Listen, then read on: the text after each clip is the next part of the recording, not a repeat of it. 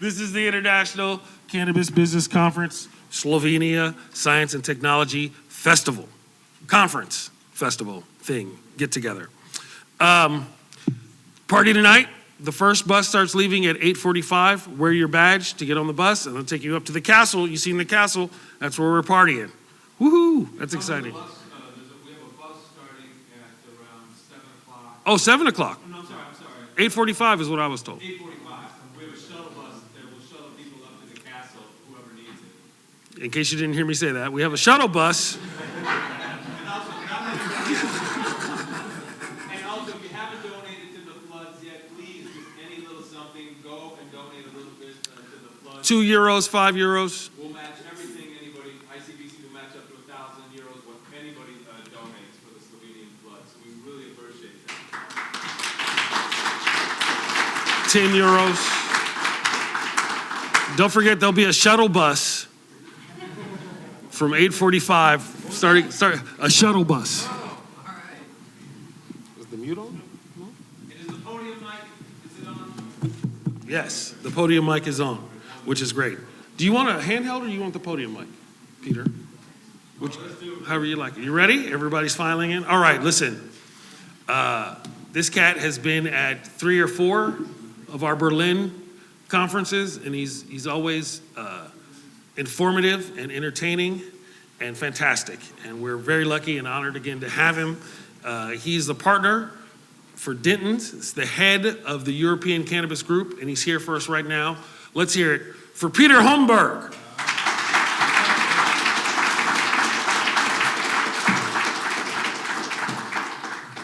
Thank you very much for this wonderful and kind introduction. We are leaving the scientific space of this morning, which was so informative for everybody, and now we're entering the legal space. And you said I'm usually entertaining. I try to do my best after the lunch break. Everybody's a little tired maybe, so we'll see whether I can wake you up a little with what is going to happen in Germany as one of those countries within the European Union, which is on the forefront of the legalization of cannabis in general. And here's what I would like to do with you. Maybe some of you know that joke. What is the difference between a speaker from the UK and the US and a German speaker? What is the difference? The difference is that a speaker from the US and the UK usually starts with a joke. The Germans start with an agenda, and here's mine.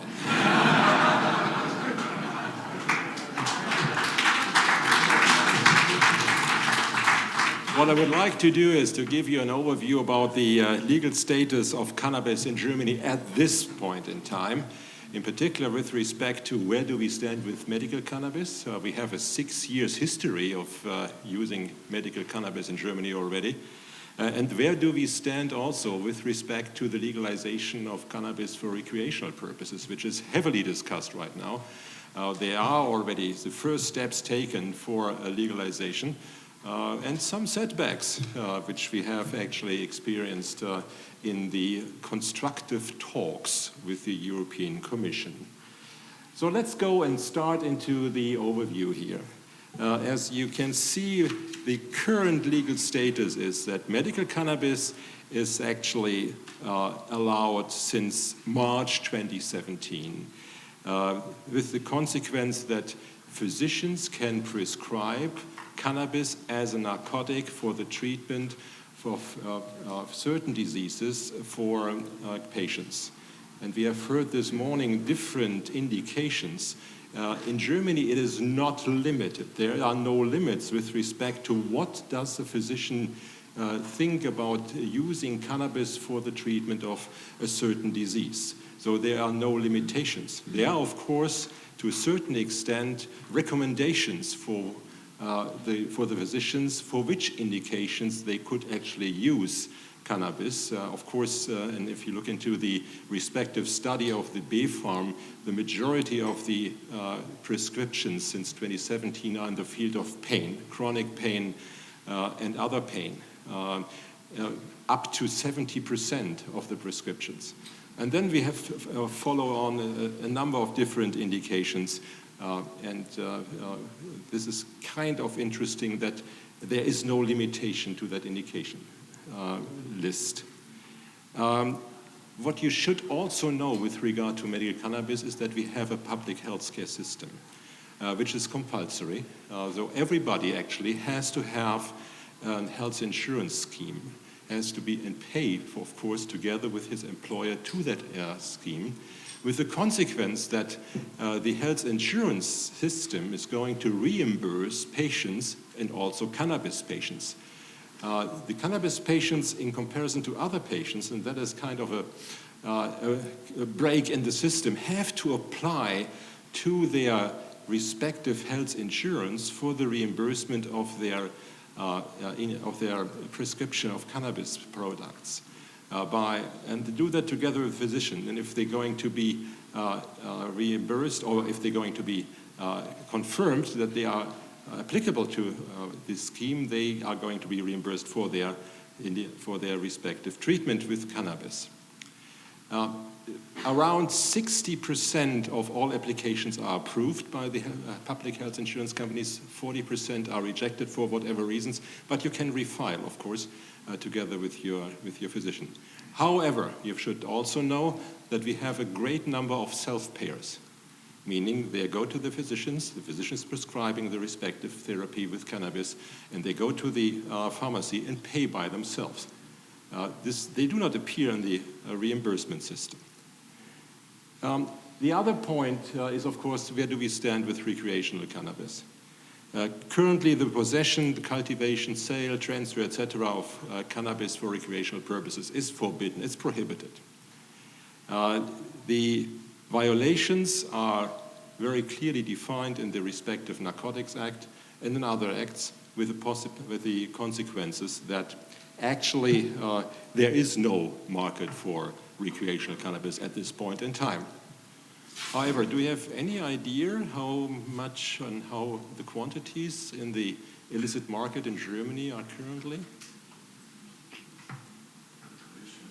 Sorry?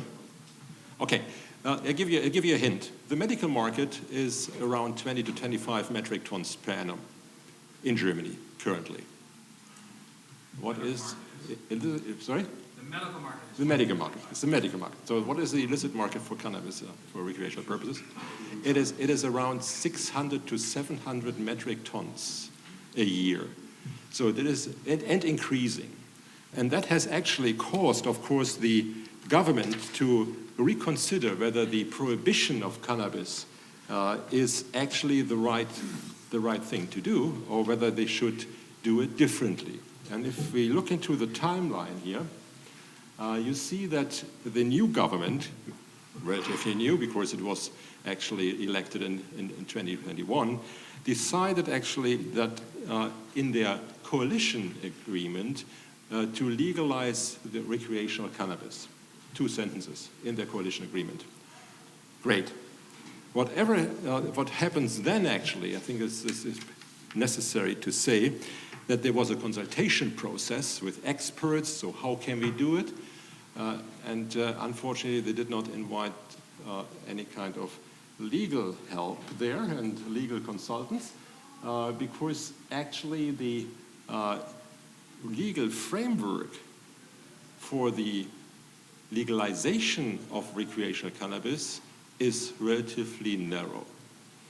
You all know the UN conventions from 1961, from 1971, and from 1988. All these UN conventions, of which Germany is a member, which they have signed on the conventions, prohibit any kind of transfer, any kind of import, and any kind of use of drugs in general for recreational purposes, including cannabis and THC-related products. So the German government in October 2022 thought about how can we actually manage this.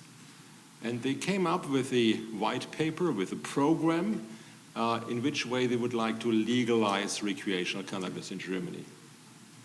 And it was very, very detailed. So what they wanted to do is they wanted to have the cultivation domestically done in Germany for the recreational market.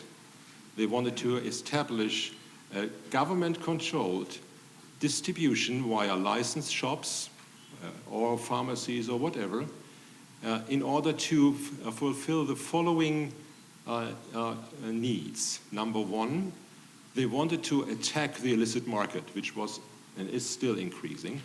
They wanted to protect the youth from misusing cannabis. And of course, they wanted to increase the quality for the consumer, because what you can buy on the illicit market, and we all know that, is probably not of quality standard which you really would like to have as a consumer. I have seen a list of what has been actually inserted as well into cannabis sold on the illicit market. You don't want to know what all is in there.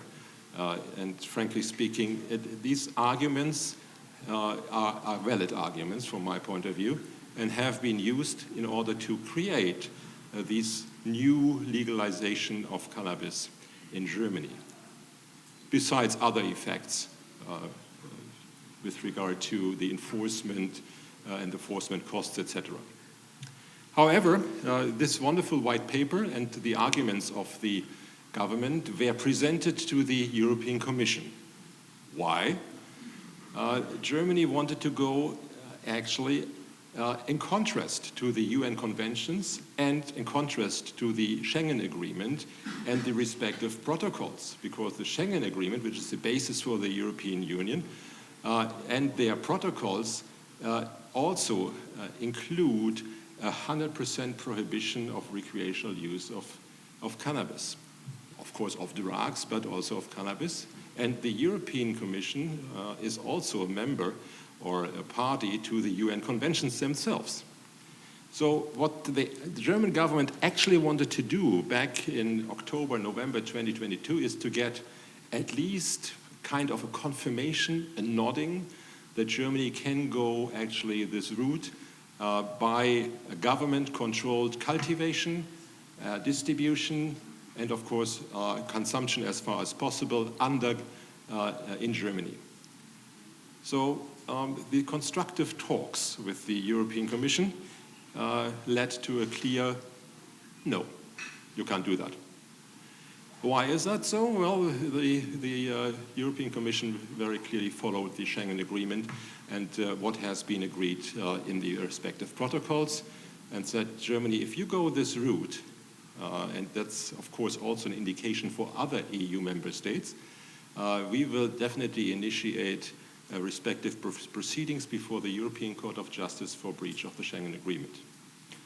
And Germany had some bad experience in the past with the European Court of Justice.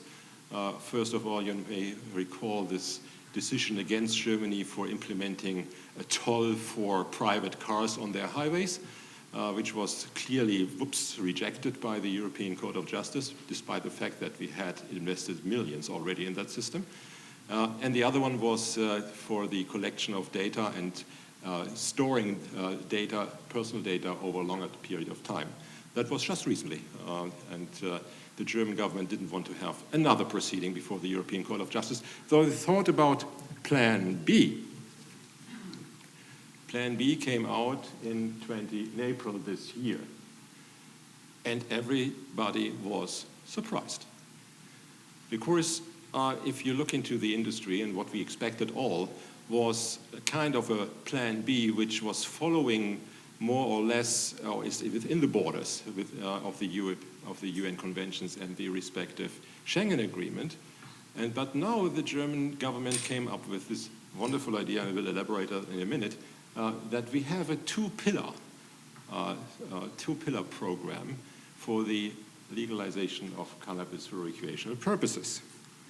And in April 2023, Karl Lauterbach and Cem Özdemir, the two ministers, presented this second key point paper with this new plan, and I will enlighten you on that in a minute, how we're going to legalize cannabis in Germany. In July, so not too far back actually, the German government then presented for the first time a draft law on that. So how does this two-pillar program look like?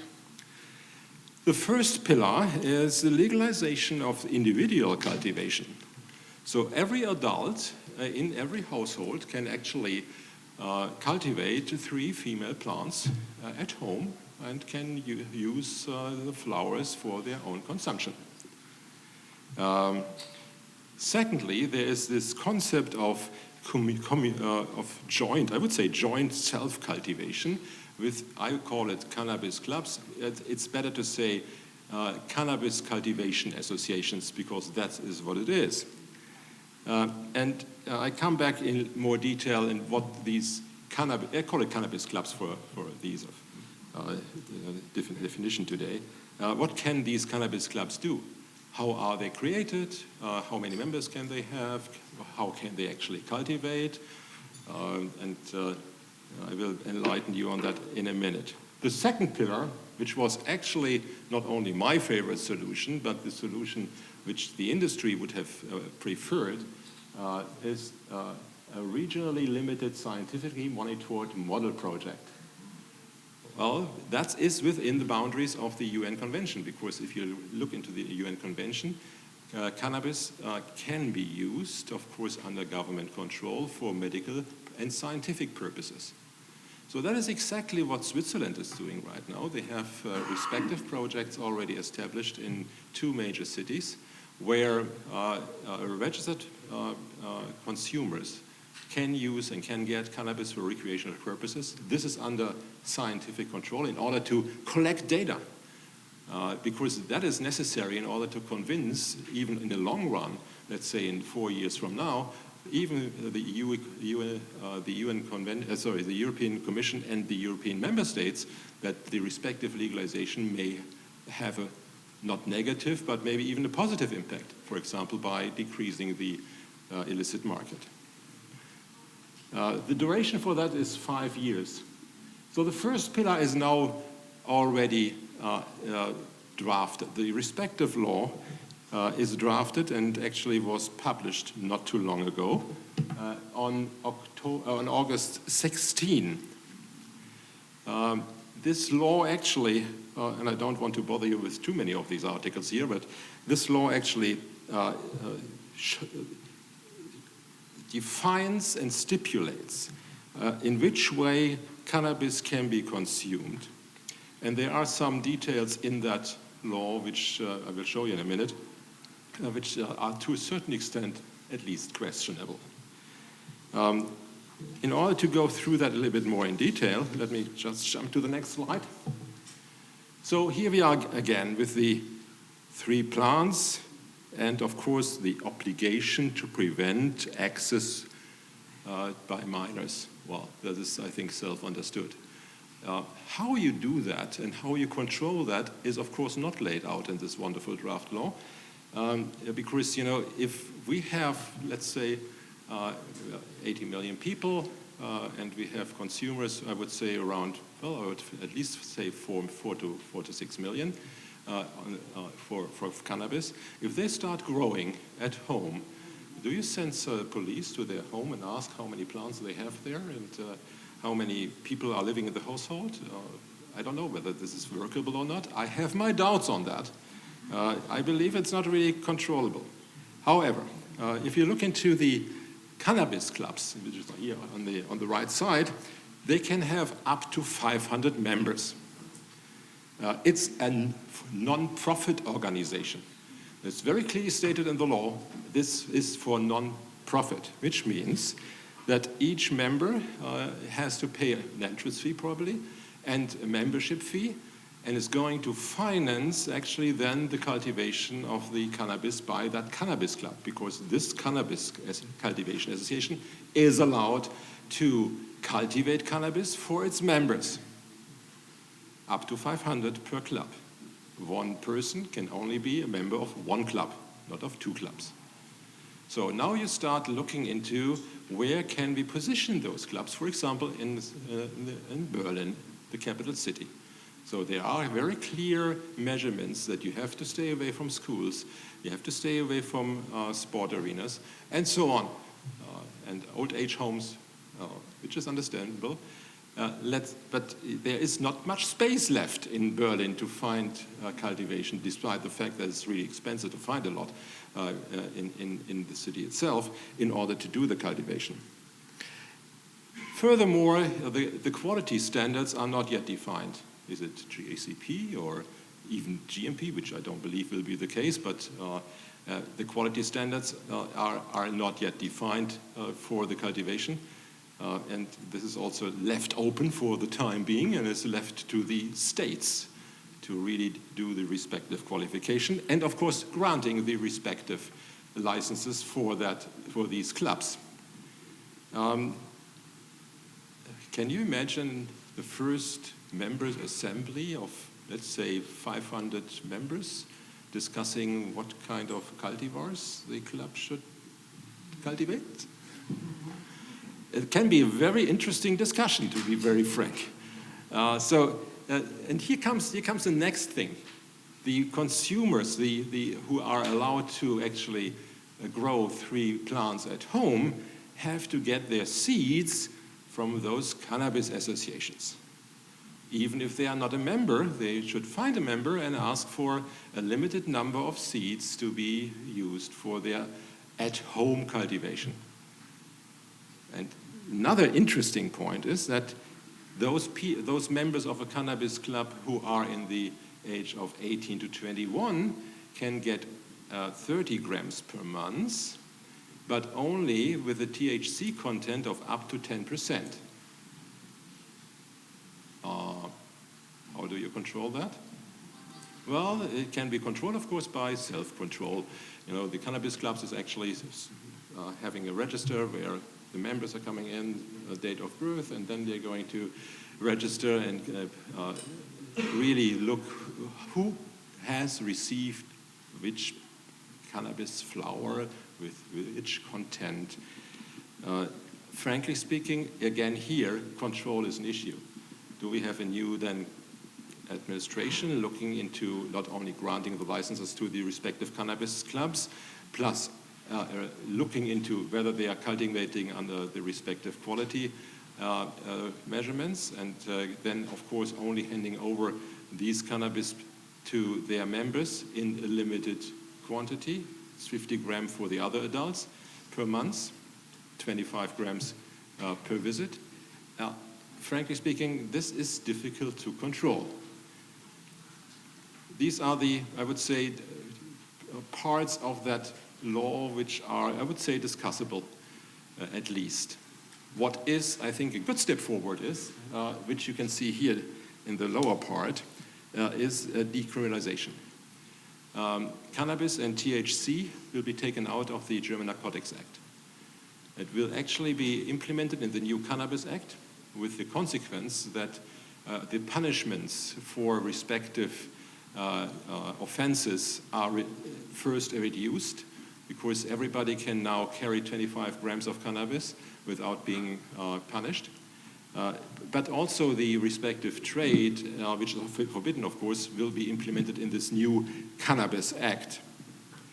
And if you look into the draft law in Article 227, actually, the removal of cannabis is actually, from my point of view, and we see it although in the medical market, and I will look into the impact right now in a minute, positively. And I think it's a good step forward.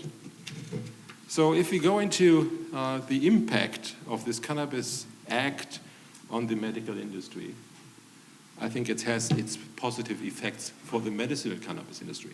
You may say, well, all those patients may then go rather to the cannabis club or start home growing. Well, the point is, you know, if you're going to be reimbursed anyway as a patient, why should you do that? That's number one. Number two, you know exactly what you get if you go to the medical market. You know exactly what is the content, what is the product, who has produced it, and you have a much better quality control. And whether the self-payers, even today, would go to the respective cannabis clubs or to start home growing, I would say is questionable. The prescription would be valid for a longer period of time because it's not anymore a narcotic. The psychological barrier of physicians prescribing a narcotic is going to be removed. It is now an RX product, which has also the positive effect that it can be probably used as an e-prescription, which is important for the respective IT market. And these respective prescriptions can be issued by other EU member states and EEA countries and Switzerland. So, coming to the end, a brief evaluation of the law here, actually. As I said, it is to a certain extent difficult to control this first part, and everybody expected that the second part would be implemented, which is the scientific control pilot project, which the German government decided differently. It is a draft law. It has been gone through the cabinet, which means chancellor and the ministers approved it. It goes now to the parliament. And if we look into the respective provisions which are important, and I mentioned that before, these are the UN conventions, and whether we will get a visit from the INCB, which is the International Narcotic Control Board, which is the police of the UN conventions, is questionable, because, you know, home grow and cannabis clubs may not really be actually in line with the UN conventions. But what is going to happen? Canada, after the legalization of cannabis, has received some warning letters from the INCB so far. The EU law may also be at least a little hurdle here. Well, they have talked to the European Commission, and they have, to a certain extent, said, you can't do that. Maybe they nodded and say, let's do this. But we don't know that, and let's see how this will work out. So what is going to happen here is the implementation. The Cannabis Gesetz, as we call it, has already been approved by the federal cabinet, as I said. It is now going to the parliament. There's a question whether this law has to be approved by the second chamber, which is the Bundesrat in Germany. The government is not of the opinion. They think that with the respective majority of the parliament, of the Green Party, the Liberals, and the Social Democrats, they can actually put that new law, which is the first pillar, in place. The second pillar and the respective draft law will probably come out in October, and we'll see whether how the discussion will go on here. This first law, the first pillar, has received significant criticism, and you have heard already from me that there are arguments which you can actually use against that. So if you look into that time frame, I do not expect implementation of that legalization of cannabis in the first pillar before, I would say, mid-2024, if we are lucky, from my point of view. All right, so I hope I haven't bored you to death with that wonderful development here, but it's, I think, important to see, because we are the country in Europe who has actually made some significant efforts in order to legalize it, which is good. There's no doubt about that. Whether the measurements which they have taken right now is, I would say, the best way to do it and the blueprint, I have my doubts. Thank you very much. Peter Homberg, thank you. I think we're out of time for Q&A, but we have to get on to the next panel, but thank you so much. And I'm sure you can talk to him in the hallway or at the party tonight. You'll be at the party, right? Peter, one of the best known partiers in all of Germany. You can't tell to look at him.